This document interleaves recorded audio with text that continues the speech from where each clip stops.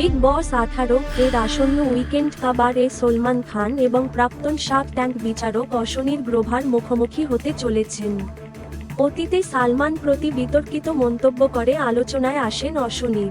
সম্প্রতি প্রকাশিত প্রোমোতে দেখা যায় সালমান তাকে কড়া ভাষায় প্রশ্ন করছেন, আপনার কথাই শুনেছি যে আপনি আমাকে সাইন করেছেন, কিন্তু সব তথ্য ভুল, তাহলে এই দ্বিচারিতা কেন?